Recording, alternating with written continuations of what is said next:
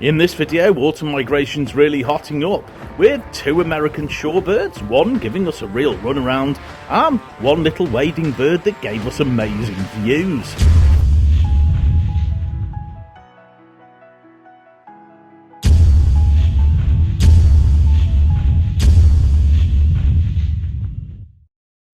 Hi folks, and welcome back to another birding adventure, and this one starts where the last one ended, at RSPB Titchwell Marsh.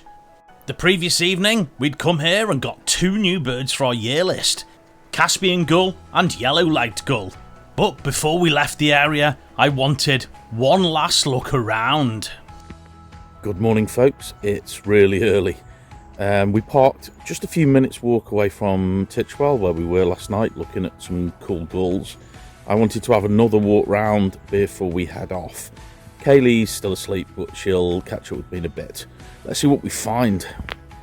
This morning, my plan was to walk down to the beach to see what was there, as last time we were here, we didn't. So I headed on the path towards the hides. En route, playing a spot of peekaboo with a muntjac deer that was feeding behind the boardwalk. I did briefly stop at both of the hides, the first one being Island Hide, where, instead of there being gulls like the previous night, these had been replaced by black-tailed godwits. And amongst the few duck species visible, there were a number of teal preening in front of the hide. These were soon joined by this fantastic looking avocet. But my time was short, so I headed towards Perinda Hide. When I arrived at Perinda Hide, it was reasonably quiet for birds, but it was lovely to see some widgeon. This duck is a very numerous winter visitor, and these were the first ones I'd seen since before the summer. But now, on towards the beach. Although, the weather had gone a bit downhill, so I certainly wouldn't be sunbathing. Regardless, I headed down the path past the salt marsh. A little bit further, where the water was a bit deeper, I noticed something colourful fly in front of me and land in the distance. This was a kingfisher. Despite the wet weather, it was sat out in the open on a branch. And although pretty distant, I had lovely views of this wonderfully colourful bird.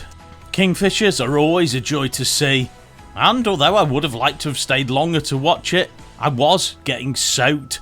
So I pressed on down the path, passing en route a bramble bush that was full of birds, including this very showy reed bunting. I soon though arrived at the beach. Not only that, the rain had stopped. The first bird I saw was a bar-tailed godwit.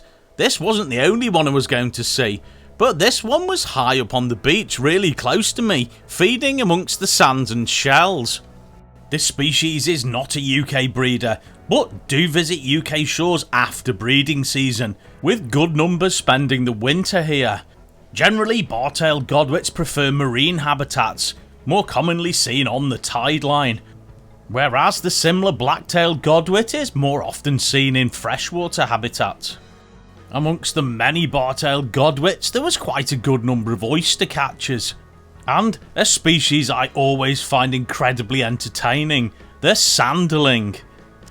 This species, like the bar-tailed godwit, breed in the high Arctic, but pass through UK shores after breeding season, and are most often seen like these energetically running up and down the tide line picking up food on the go.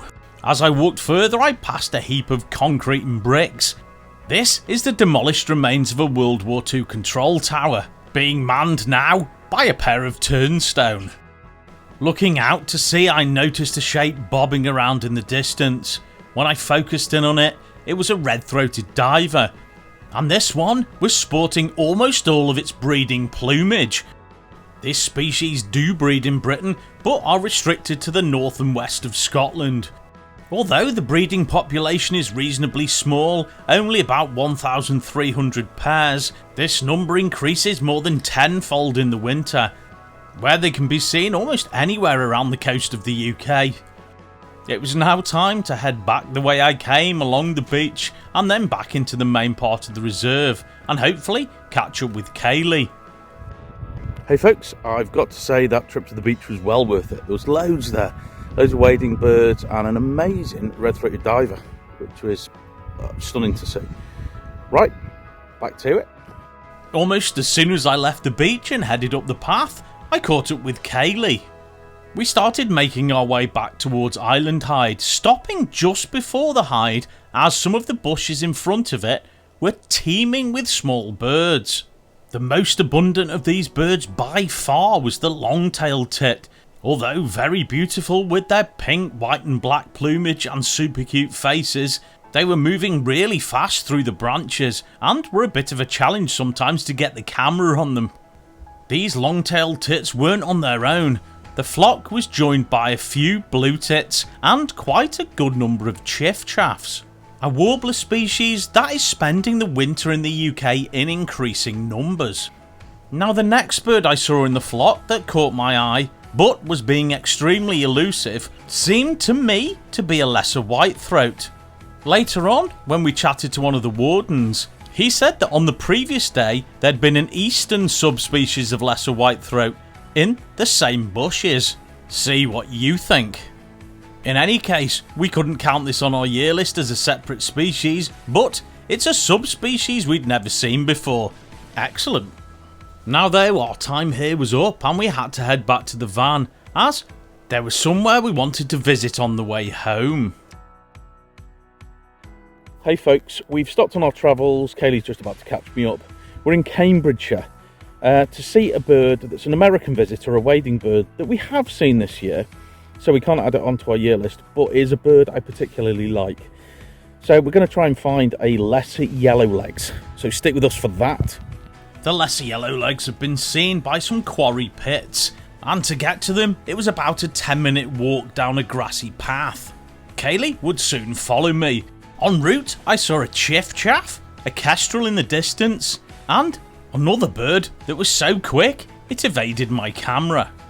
Hey folks, a little slow with the camera, but I've just had a lovely view of a green woodpecker fly past me, which was super. When I arrived to the pit the yellowlegs had last been reported, I was hoping it would just be there, as in previous days it had been quite showy. But after chatting to the other birders present, they told me it hadn't been seen since the morning, and the last sighting of it was as it was flying away after being spooked by a marsh harrier. Although the other birders seemed pretty confident the bird was still in the area, there were a number of the pits that were inaccessible, and we were very short on time as we had to be home for the kids coming back. So our fingers were firmly crossed that it might show up again. After waiting at the pit it was seen that morning, us and some of the other birders went searching around the other pits. After a while, it got reported at the pit we started at, so we hot-footed it back.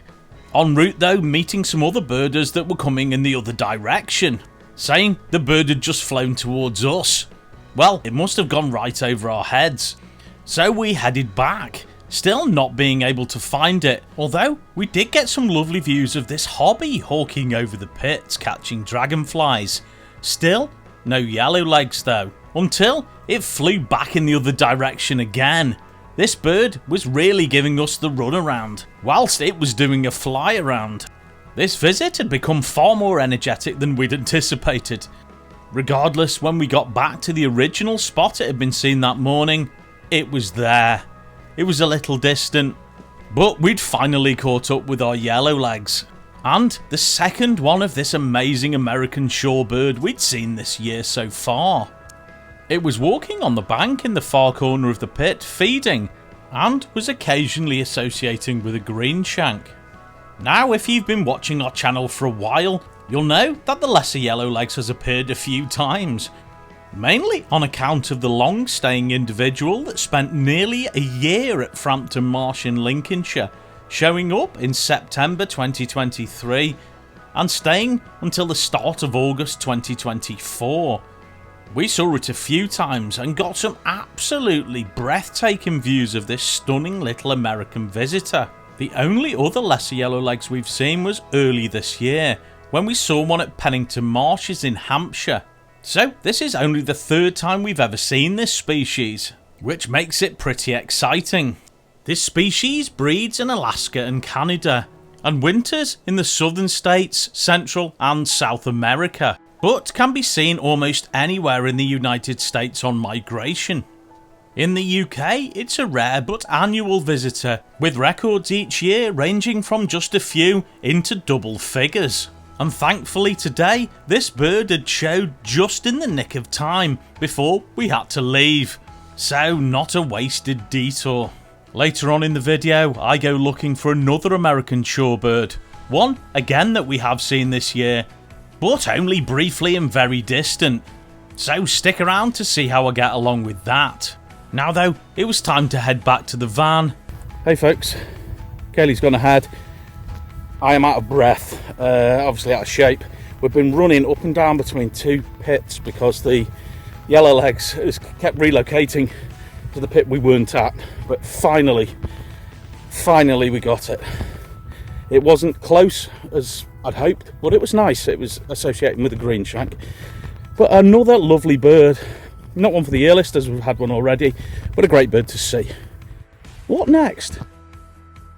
What next takes us back a few weeks to me making a mad rush to Merseyside after work. Hey folks, I've come to Crosby Marine Lake. I've just found a sheltered spot because it's very windy. A grey phalarope has been reported here today, so I have rushed straight after I finished work in the hope that it's still here. So I've got to run now, see if I can find it, so stick with me. I made my way towards the shore and where the pin had been dropped on our birding app. Unfortunately though, when I got there were no birders and no phalarope. In that case, I had the task of trying to find it. It did seem weird though that there were no other birders here. Or were there? Apologies, it's very windy. I've just been down to the water's edge to where the pin was dropped and can't see it. Oh! That looks like birders. Right, I'm going to hightail it over. Whilst I was recording that little video, I noticed a few birders in the distance, next to a small pool that's adjacent to the marine lake. Now though, I had to walk round to get to them. En route, passing something I really wasn't expecting to see today. A black swan, an Australian species that now breeds in the UK. As I got closer to the other birders, I noticed that they were looking down and in front of them quite close. And when I reached them, I worked out why. The grey phalarope was feeding near the edges of the pool, right in front of the birders. Sometimes less than an arm's length away, and it didn't seem overly concerned by the adoring crowds. In fact, some of the photographers had to stand back as the bird was too close for photographs. I joined all the other birders, slowly following the phalarope as it fed along the water's edge. Sometimes feeding from the water's surface and sometimes picking insects from the nearby vegetation. At one point it swam right to the end of the pool and walked onto the bank. In this little video you can see one of the birders' boots, showing quite how confiding this bird was. Unfortunately, soon it was spooked by a swan that walked over to us thinking we had food. It didn't go far though, it went back pretty much to where it was when I arrived, but started moving slowly in the other direction. So I walked back and continued to follow it as it fed. Eventually it went behind a small reed bed and out of sight. So I left the other birders chatting and walked round the reeds in the hope the phalarope would show up on the other side. It's safe to say, it's showing well. When I arrived at the other side of the reed bed, I was in for a shock. The phalarope was there, but was no longer in the water.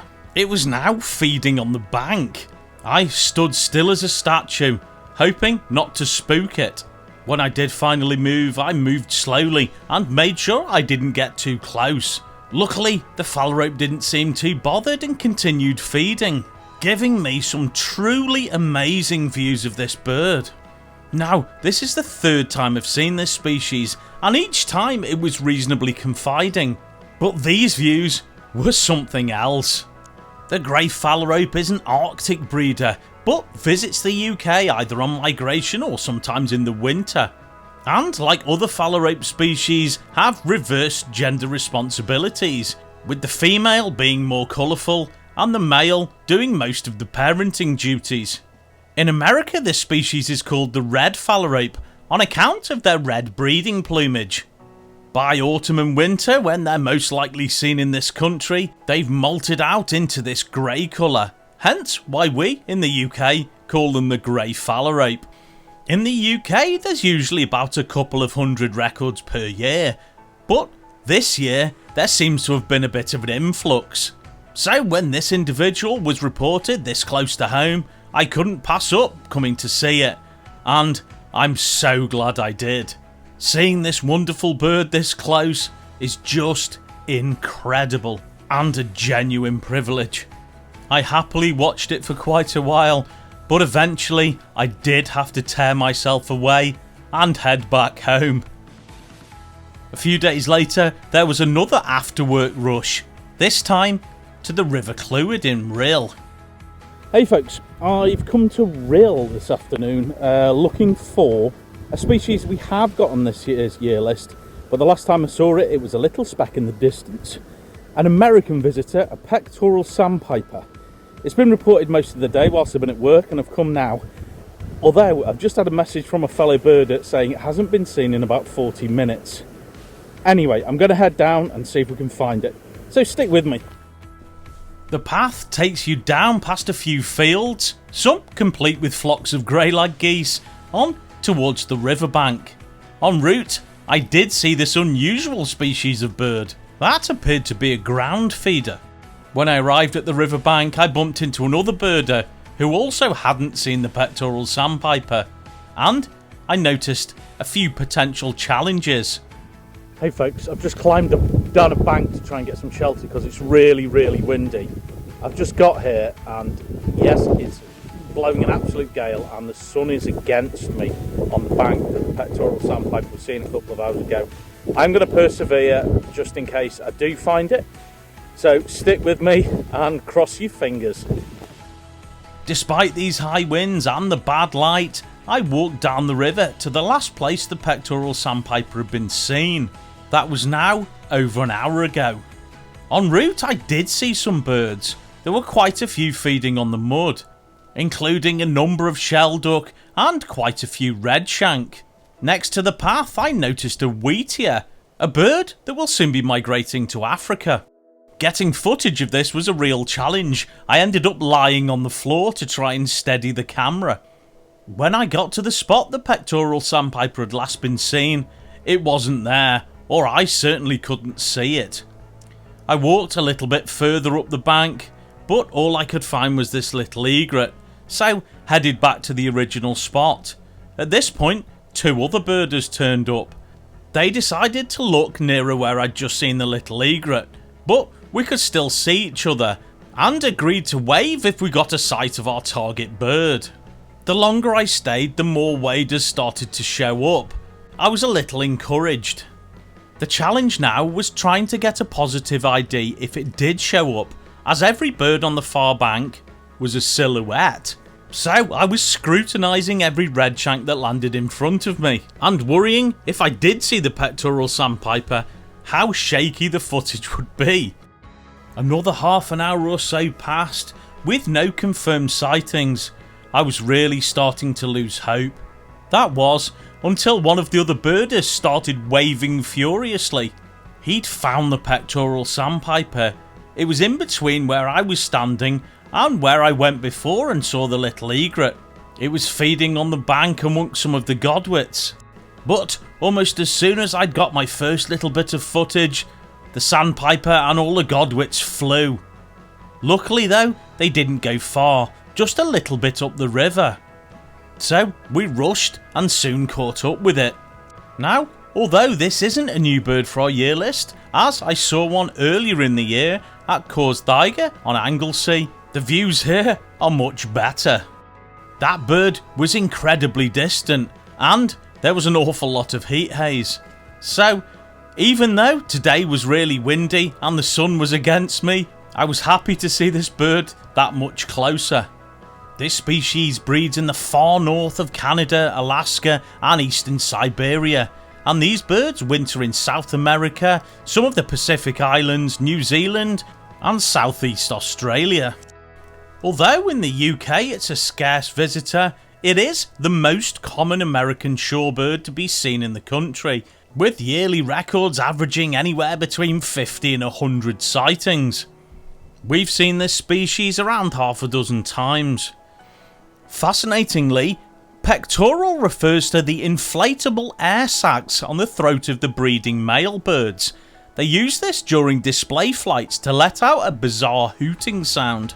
Back to this individual today. Myself and the other birders followed it as it fed along the bank. Eventually though, it took off with some redshanks and flew a little bit further down the river. Now though, it was my cue to leave. And on the way back, I got even better views of that stunning wheatear. Now, these birds are amazing. They have one of the longest migrations of any perching bird. Wheatears breed all around the northern hemisphere, throughout Siberia, Europe, America, Canada, but every single one of these birds migrates to Africa. To put that into perspective, a wheatear that breeds in Alaska does a 9,000 mile single way migration and then does the same trip back to its breeding grounds. That is mental. Now though, it was time for me to head back to the car and out of the wind. Well folks, by some kind of miracle I saw it. When I came here, I hadn't been seen for over an hour. I searched for it for a while, looking at silhouetted redshank and all sorts of stuff. A couple of other birders joined up and one of them spotted it on the far back with a godwit. So amazing. It's slightly better views than last time, even though it was windy and I was against the light, but I'm super happy. What a great bird. Regardless of these views, I wanted to go back again and get more. Unfortunately, the second time I went, the heavens opened and it poured down. So I ended up giving up almost as soon as I got there. Not seeing the pectoral sandpiper. That'll teach me for being greedy. Thanks so much for watching. Please like, please subscribe, and please press the notification bell.